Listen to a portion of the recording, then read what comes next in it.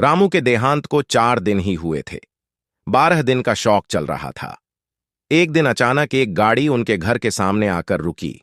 उसमें से एक आदमी निकला और शोक में बैठे लोगों के बीच में जाकर बोला कि रामू के वारिस कौन कौन है। बैठक में 30-40 लोग बैठे थे। वे सभी अचानक इस तरह का प्रश्न करने वाले शख्स का मुंह देखने लगे। वहां पर रामू के बेटे भी बैठे हुए थे। फिर रामू के तीनों बेटों ने हाथ ऊपर करते हुए कहा कि हम उनके बेटे हैं, कहिए आपको हमसे क्या काम था। वहां व्यक्ति रामू के तीनों बेटों को गौर से देखता हुआ बोला कि आज से 20 साल पहले रामू मेरे शहर में नौकरी क्या करते थे। उस समय उन्होंने मुझसे कुछ रुपए उधार लिए थे। वहां रकम ब्याज सहित अब 20 लाख रुपए हो चुके हैं। आज मैं वह पैसे लेने आया हूं। उस आदमी के इतना कहते ही वहां पर कुसूर फुसूर शुरू हो गई। रामू का बड़ा बेटा जो एक सरकारी नौकरी में था, खड़े होते हुए बोला कि आपके पास क्या सबूत है कि मेरे पिताजी ने आपसे पैसे उधार लिए थे। वहां आदमी मुस्कुराता हुआ बोल कि मैं एक वकील हूं, इतना मूर्ख भी नहीं हूं कि बिना सबूत के चला आऊं। मेरे पास रुपए लेन देन का अनुबंध पत्र है जिस पर तुम्हारे पिता ने अपने हाथों से पूरा विवरण लिख रखा है और अपने हस्ताक्षर भी कर दिए हैं। बड़ा बेटा बोला कि मैं किसी अनुबंध पत्र को नहीं मानता, मुझे तो आप फ्रॉड लगते हो। 20 सालों तक चुप बैठे रहना, फिर पिताजी के निधन के तुरंत बाद आपका अचानक से आ जाना, यहां सब क्या है। अगर मेरे पिता ने पैसे लिए भी होंगे तब भी वहां करार उनके साथ ही खत्म हो गया। मैं यहां पैसे देने से साफ साफ इनकार करता हूं। रामू का दूसरा बेटा जो कि ठेकेदार था, वहां बिल्डिंग बनाने का काम लिया करता था। वहां भी खड़ा होकर बोला कि वकील साहब, आप जिन पैरों से चलकर आए हैं उन्हीं पैरों से वापस चले जाइए। अगर आपको पैसे चाहिए थे तो पिताजी के जीवित रहते ही आते। हमारे पिताजी ने हमें कभी नहीं बताया कि उन पर कोई कर्जा है। वकील बोला कि पहले इसलिए नहीं आया क्योंकि रुपए वसूलने का करार आज के दिन का ही था। रही बात वापस जाने की, तो मैं आपको बता दूं कि मैं यहां कोई लड़ाई लड़ने नहीं आया हूं। यहां से चुपचाप चला जाऊंगा। लेकिन अगर आप लोग अपने पिता का कर्ज देने से इनकार करते हो तो मैं कोर्ट का दरवाजा खटखटाऊंगा। मगर मेरे रामू जी के साथ अच्छे संबंध थे। मैं नहीं चाहता कि उनकी मृत्यु के बाद उनकी इज्जत उछाली जाए, इसलिए मैं आप लोगों को कोई रियायत दे दूंगा। मगर तुम लोग कर्ज देने के लिए हां तो कहो। तीनों बेटे चुपचाप रहे। किसी ने भी कर्ज चुकाने की हिम्मत नहीं दिखाई। वकील फिर से बोला कि यहां पर तुम्हारे समाज के लोग बैठे हैं, रिश्तेदार भी बैठे हैं। क्या तुम लोगों को अपने पिता की इज्जत प्यारी नहीं है। अचानक रामू का छोटा बेटा राकेश खड़ा होकर बोला कि आप सबूत दिखाइए, मैं पिताजी का कर्ज चुकाने के लिए तैयार हूं। उसके इतना कहते ही उसकी पत्नी, जो अन्य औरतों के साथ दरवाजे पर खड़ी होकर पूरी बातें सुन और समझ रही थीं, जल्दी से बाहर आई और फिर अपने पति का हाथ पकड़कर अंदर ले गई और बोली कि यहां आप क्या कर रहे हो। इतनी बड़ी रकम कहां से चुका दोगे। हमारे पास तो 20,000 भी नहीं है। आपके भाई पूरी तरह से संपन्न होकर भी चुपचाप बैठे हैं। फिर आप क्यों अपने ऊपर अपने पिताजी का कर्ज चुकाने का इतना बड़ा बोझ ले रहे हो। राकेश के पास बस थोड़ी सी जमीन की थी और वहां छोटा मोटा काम करके अपने घर का गुजारा कर लिया करता था। उसी में पति पत्नी किसी तरह से अपनी जिंदगी गुजार रहे थे। राकेश के दोनों बड़े भाई अच्छे सुखी संपन्न थे और ऐसो आराम से अपनी जिंदगी जी रहे थे। एक भाई की सरकारी नौकरी थी और दूसरे भाई का भी अच्छा खासा कारोबार था। पिताजी ने अपने जीते जी दोनों को खड़ा कर दिया था और छोटे भाई राकेश की जिम्मेदारी दोनों बड़े भाइयों को सौंप दी थी, क्योंकि पिताजी की तबीयत खराब रहने लगी थी। लेकिन दोनों भाइयों ने कभी भी अपनी जिम्मेदारी नहीं समझी और अपनी अपनी जिंदगी में मस्त हो गए। ना तो उन्होंने राकेश को कोई कारोबार कराया और ना ही कभी उसकी किसी प्रकार की मदद की। राकेश ने भी अपने भाइयों से कभी कोई शिकायत नहीं की। ऊपर वाले ने उसे जिस हाल में रखा, वहां इस हाल में मेहनत करके अपनी जिंदगी व्यतीत कर रहा था।